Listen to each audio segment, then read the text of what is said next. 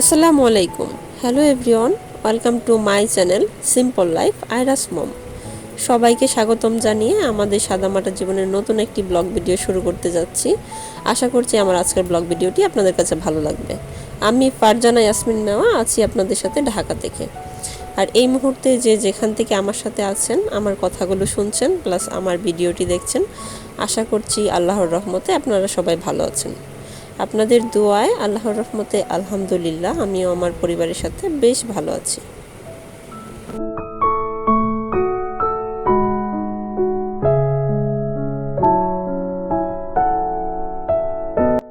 এই মুহূর্তে দেশের যে পরিস্থিতি, এতে করে যতই আমরা বলি না কেন আমরা ভালো আছি, আসলে আমরা কে কতটুকু ভালো আছি তা শুধু আমাদের উপরওয়ালাই জানে।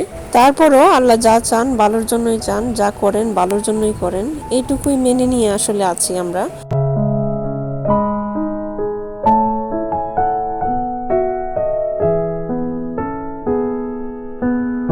দেশের এমন পরিস্থিতিতে কোনো ব্লগ বানানো এগুলো আসলে ইচ্ছে করে না, কোনো হাসি আনন্দ এগুলো আসলে আমাদের মধ্যে আসেই না। সম্ভব হলে আমরাও হয়তো বা রাস্তায় নেমে যেতাম, কিন্তু স্বামী আছে, সন্তান আছে, এগুলো চিন্তা করে আসলে বের হয় না।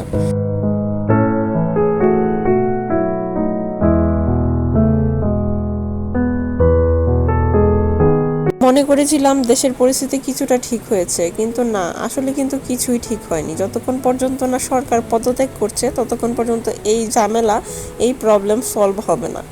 বাচ্চাটা প্রত্যেক দিন বলে, মা কবে স্কুল খুলবে, কবে স্কুলে যাব। কি যে খারাপ লাগে আসলে বলে বোঝানো যাবে না। ও স্কুলে যেতে চায় কিন্তু স্কুল বন্ধ, আর স্কুল খুলেই বা কী করবে। রাস্তাঘাটে এত বেশি প্রবলেম, এত ঝামেলা যে তার মধ্যে নিজের সন্তানকে নিয়ে যে বের হব এইটুকু নিশ্চয়তা আমাদের মধ্যে এখন আর নেই।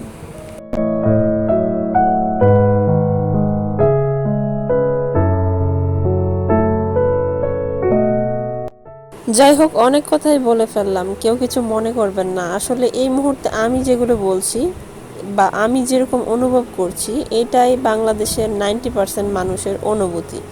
আসলে কেউ প্রকাশ করছে বা কেউ করছে না। করছে না যে তা না, আমার মতো যারা আছে তারা হয়তো বা চেপে যাচ্ছে।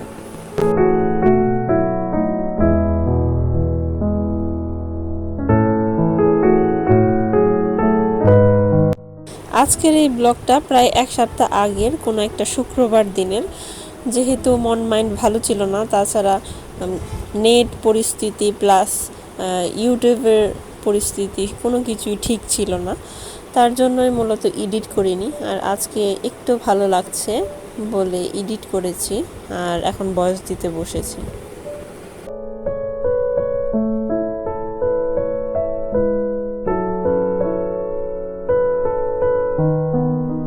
সকালের নাস্তার জন্য নেহারিটা বাগার দিয়ে নিয়েছি, আর আয়রার আব্বু বাইরে থেকে গিয়ে নান রুটি নিয়ে এসেছে, আর এখন আমরা নাস্তাটা সেরে নিব।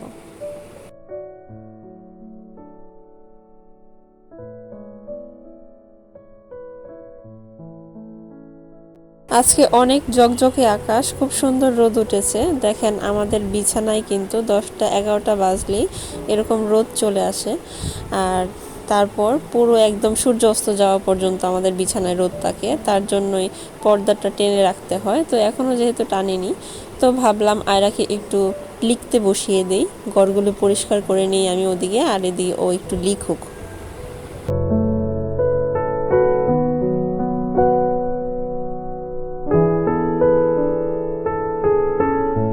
স্কুল বন্ধ থাকায় বাসায় এখন টুকটাক একটু লিখাচ্ছি, পড়াচ্ছি। তো যেহেতু স্কুল খোলার পরপরই পরীক্ষা শুরু হয়ে যাবে, জানি না কখন স্কুল খুলবে, খোলার পরেই যেহেতু পরীক্ষা হবে, তাই বাসায় এখন ওকে লিখতে বসিয়েছি।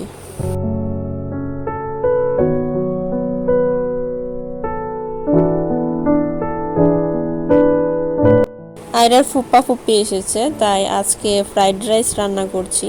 আর এই তো আমার ভেজিটেবলটা প্রায় হয়ে এসেছে। আর সব রান্না তো আর দেখানো সম্ভব না, টুকটাক যতটুকু সম্ভব ততটুকুই দেখাচ্ছি। আর এখন আমি চিকেনগুলোকেও ফ্রাই করে নিব।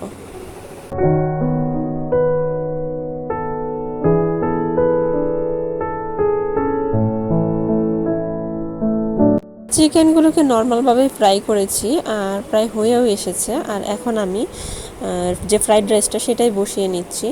তার জন্য পেঁয়াজ কুচি আর রসুন কুচি দিয়ে দিয়েছি, আর এখন গাজরগুলোকেও দিয়ে দিচ্ছি, আর সেই সাথে বরবটিগুলোকেও দিয়ে দিচ্ছি। আমি ভাতটা আগেই রান্না করে রেখে দিয়েছিলাম ফ্যানের নিচে, আর একটু পরে সেটাকেও অ্যাড করে দিব।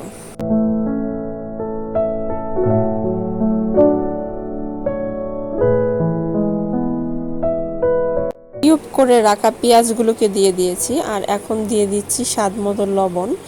আর আমি আগেই 2টা ডিম ফেটে ভালো করে ডাম্পলিং করে রেখেছিলাম, আর সেই সাথে কিছু চিকেনও ভেজে রেখেছিলাম, সেগুলোও দিয়ে দিয়েছি। আর এখন টমেটোগুলোকেও দিয়ে দিচ্ছি। টমেটোগুলো আমি মূলত লাল ক্যাপসিকামের মতো করে কেটেছি, যাতে মনে হয় লাল ক্যাপসিকাম। এগুলো কিন্তু আসলে লাল ক্যাপসিকাম না, এগুলো টমেটো। আর এখন একটু দিয়ে দিচ্ছি গোলমরিচের গুঁড়া, তারপর খুব ভালো করে নেড়ে চেড়ে নিব।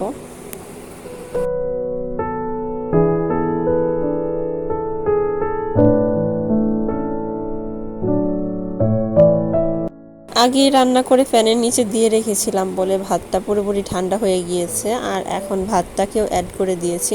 পুরো রান্নাটা কিন্তু আমি একদম চুলা বাড়িয়ে রান্না করেছি। তো আমার ফ্রাইড রাইস হয়ে গিয়েছে, আর এদিকে বিফ সিজলিংটাও হয়ে গিয়েছে। তো এখন কানাপিনার পালা।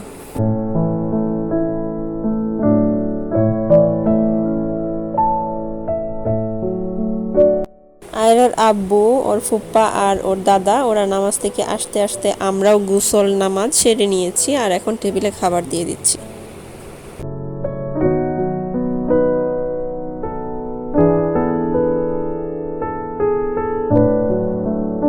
তো যারা যারা কষ্ট করে এই পর্যন্ত আমার ভিডিওটি দেখেছেন, আমার ভিডিওর কোনো একটা অংশ যদি আপনার ভালো লেগে থাকে, বা আমার কথার কোনো একটা অংশ যদি আপনার ভালো লেগে থাকে, চাইলেই আমার ভিডিওটিতে একটা লাইক দিয়ে দিতে পারেন। আর আপনি যদি আমার চ্যানেলে নতুন হয়ে থাকেন আর এই ধরনের লাইফস্টাইল ব্লগ দেখতে পছন্দ করে থাকেন, চাইলেই আমার চ্যানেলটিকে সাবস্ক্রাইব করে আমার পাশেই থাকতে পারেন।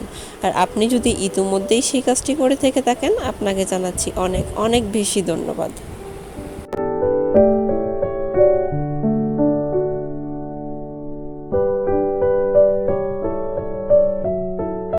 আর এখন একেবারে সন্ধ্যার নাস্তা বানাতে চলে এসেছি রান্নাঘরে। তো আজকে নুডলসটা রান্না করে নিচ্ছি, আর সেই সাথে বার্গার বানিয়ে নিব।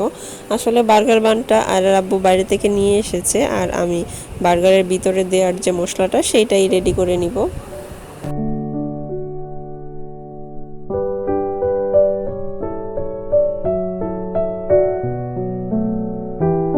তো আজকের ভিডিও আর বড় করব না, আজকে এখান থেকেই বিদায় নিয়ে নিচ্ছি। যে যেখান থেকে এতক্ষণ আমার সাথে ছিলেন, আপনাকে জানাচ্ছি অসংখ্য অসংখ্য ধন্যবাদ। দেশের এই পরিস্থিতিতে সবাই নিজের খেয়াল রাখবেন, নিজের সন্তানের খেয়াল রাখবেন, সবাই ভালো থাকবেন, সুস্থ থাকবেন, আমাদের জন্য দোয়া করবেন।